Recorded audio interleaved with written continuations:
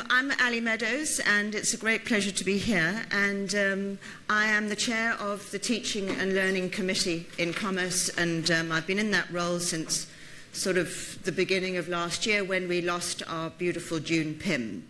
But June remains very much attached to the faculty and so on, and still very engaged.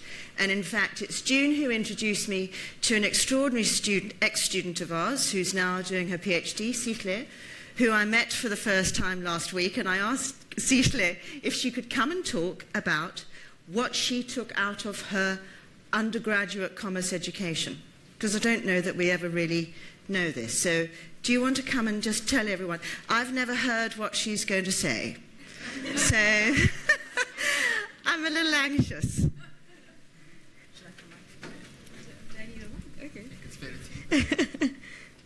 Greetings. So I come from a culture where usually there's protocol in how you greet. And usually it would be quite patriarchal. You'd start with the men and then follow with the women and then with the youth. But that won't happen because we're in a blended learning and teaching environment, of course. My name is Sihle Isipono-Njokweni, and I'm originally from the Eastern Cape. I'm doing a PhD at the School of Economics. It's a lot more like experimental games and stuff. And I did my undergraduate with EDU, and that's how I know June, majoring in politics and economics. And I think it's quite interesting because when I first started my degree, my mom would always call me to check how it's going. She'd say, "How's my accountant doing?" And that lasted for about 2 to 3 years, and that kind of shows you the hierarchy of the commerce degree and what our parents really want us to be. And so I started in 2009 coming into the commerce faculty, and interestingly, I was one of 5 students who had previously only done maths literacy when it just started, right? Like initially I'd never thought that I was going to go into commerce at all. It was supposed to, I did it because of bursary that I got at the time, right? And so I came into the university quite ill-prepared in terms of what I was going to be able to do going into a commerce degree. And I think that's kind of like the first part of my experience, coming into a space where you understand that you don't really belong, and not necessarily because of the institution, but because of your level of preparedness going into it. And what was incredible for us was the fact that EDU had created a space where we would be trained. And interestingly, there were 5 of us, and 1 guy dropped out, but 3 of the people who are on the program were doing an accounting degree, and they've all become CAs since, right? And I think that just goes to show that what support and belonging can really do to somebody. And for me to be where I am right now doing a PhD, it's almost like unimaginable and unthinkable. And so what I wanted to do to speak about, as I had a conversation with Alison, one of the things that they said, instead of just thinking about what we're teaching students, we kind of want to start thinking about who we want students to be.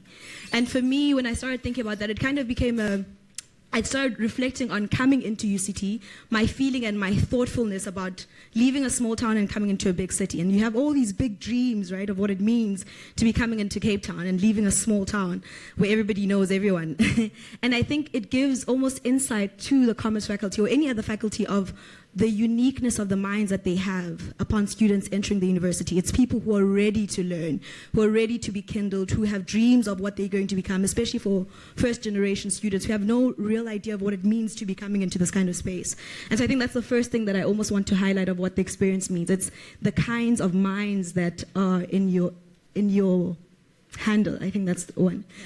But 2, I think then I started reflecting about who do these people actually become in society when they leave the commerce faculty. And the first thing that comes to mind for me is that, so I started reading a little bit about that, and 38% of South African CEOs all did BCom degrees, right?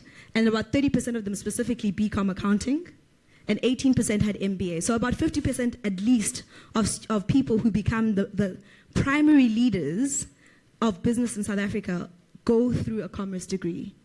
And I think for me then, when I started to think about it, just outside of just making money, which is usually what we want to do, you think about how much money you're going to have, you're going to lead business and you're going to be at the head of it. It's kind of starting to think about the values that you want to embed into a student's life, right? Like beyond just doing something for yourself in this individualistic experience of it, it's to say, who will this person become in terms of the future of the country? And I think then the thing that I then desire of my commerce experience, or at least what I want to encourage into the faculty, is business with values, right? Or conscious business and integrity into the system. And I do think that because of the EDU experience specifically, that was something that you kind of had time to think about. It was not only your degree, but it was also your identity in it and what that means. And I think that is something that for me, I would want to encourage going forward. And I like some of the programs that you suggested in terms of where it's going in the future, to say how are we going to integrate the person, not only to feel like they're the future of South Africa, but you see how it becomes relevant to their own lives, right? So if I'm coming from a small town and I'm coming to Cape Town and I'm coming to learn about all of this, what will it mean for when I go back home? What will it mean if I go and live in another country? What will it mean if I'm integrating with other people who are thinking in different kinds of ways, right? And the last thing that I mentioned to Alison, I'm just going to close up, I don't want to take too much time, is in 2016, I had this incredible opportunity to go and study at Peking University in China. And I think what that did for me was, one, to open my mind to realize that what my experience at UCT had prepared me to do is to be able to go anywhere in the world and still be capable of working with other minds and people whom I couldn't understand, cultures that I could not even, I didn't understand the language, I didn't understand the food, I didn't understand anything about where I was, right? And you're in class, but at the same time, I was not afraid of being in that space. I was not afraid of the fact that I could be as smart as a Chinese person, right? And usually you have all these ideals of what they have and that you don't. And I think one of the things that are so important to cultivate, especially in a commerce degree, is students who are less fearful, but more audacious and who are more willing to learn. And I started thinking about it, and I think the saddest thing about students, I think probably the saddest era that we're in is having learners who are afraid to learn. And not afraid to learn because they don't believe because they can't understand the content, but afraid to learn because they don't believe that they can get it, right? It's like everybody else seems to know what they're doing, it's just me who can't. And what that then does is almost creates this massive mental block where people can't engage the work. So it's not about maths, it's not about how difficult quants is or finance is, but it's the fact that I, as a student, am afraid because I feel like I couldn't possibly get it. And I think then that becomes a question of what can you do almost in a degree program to cultivate a mindset of learning and being less afraid to learn, right? Because students can learn. That's how they make it into the system. And what does it mean? What do you then have to do? What do you have to engage the students in so that they can believe enough in themselves to feel like, one, they can learn whilst they're in the program, but two, once they leave the program, they can compete against anybody else in the world, but three, that they can be social change drivers and that they have the capacity to almost cultivate change and be the ones who are driving the future of society. And I think once that becomes almost like a part of the program or the programs that we're in, that's when I think we have more assurance of what our country is going to look like, right? Because we have people who are assured in themselves and what they can contribute in the world. And I think then, just to sum it up, that luckily for me, and I don't know if it was a mixture of experiences, maybe background or programs that I was able to be in whilst I was at UCT, that enabled that level of audacity to feel like, you know what, I really don't know what I'm doing, but I'm really going to come up and try it, right? And I think that level of fearlessness is quite important to cultivate in students. So I think that's where I'm going to close off. Thank you. Yeah. Thank you. I think we need to give her a job. Thank you so much for coming and for your time. Such a fantastic energy, and really lovely to hear what you were going to say, because of course I didn't know what she was going to say, so I'm quite fortunate. So I wanted Sihle to come and kick this off, because since I took over this role, I've really started to look at the really brilliant things that we're doing in little pockets. Those of you who were here for Jimmy's talk earlier, it's an extraordinary program, but I'm really interested in taking these small, very wonderful interventions and expanding them. So as a faculty, we're fortunate, I think, because we work very cohesively together and so on. So what we've done is we've started to think about things differently. Now, the classical approach to a commerce education is, I think there are two critical things. What do we want our graduates to know? and what do we want our graduates to be able to do? And I'm looking at them very differently. I'm really interested in who we want them to be. And it is this merging for me of sort of the values, the critical thinking, the ethical approach, and so on. And it's this issue that's in fact challenging business and commerce education around the world. And I'm fascinated by this new concept of the responsible manager when you look at organizations really as change vehicles. And SAQA helped me out by letting me know that a lot of those business leaders come from commerce, so we have this extraordinary responsibility, I think, not just to teach our students about accounting and economics, but really to get them to reflect about their role. And the question about what is the role of universities, well, I think we have to take responsibility for building new knowledge and for driving social change. And I know that that's quite a big, bold step, but I really think we have to consciously produce graduates who can do that. It's got to be a clear and coordinated effort. I don't think it's enough for a student, fortunately or by accident, to have ended up like that. That's not enough. We've got to look at every student as an individual and create this very carefully mapped journey for them. So we've got through teaching and learning, and we're very lucky, you know. I mean, here's Kanshu, styly Kanshu in the turquoise, sort of, you know, dark turquoise jumper, who's our acting dean. He's on the Teaching and Learning Committee. Kanshu and Suki have been driving the curriculum change project. We've got Mariam Bardin here from accounting. Mariam's here actually as a mentee. She was part of the, what we call the CAMP program in commerce. Tony Lehman, everyone knows Tony from the School of Economics. Tony's involved in our multilingual economics video project. And there's Shelley, who's here from our sort of real world project, and I'm lucky enough to be involved in the first year thing. But what we did, teaching and learning in commerce, I said to everyone, what are you all interested in doing? People submitted ideas, and what we did on the committee was we selected 5 critical projects that we are driving, all of them meant to be working in this new direction. Now, I don't know how many of you are really nerdy. I mean, I'm a real nerd, and I'm quite interested in looking at things as sort of government legislation on higher education, because generally it's quite terrifying. But the South African Qualifications Authority website, where UCT has listed all of its degrees and so on, so you can go and have a look at anything they're doing in health sciences and so on. Now, the first stated, this is on the SAQA website, the critical cross-field outcomes. So this would apply to a BA, BSOC Sci, BBuzz Sci, BCom, it doesn't really matter.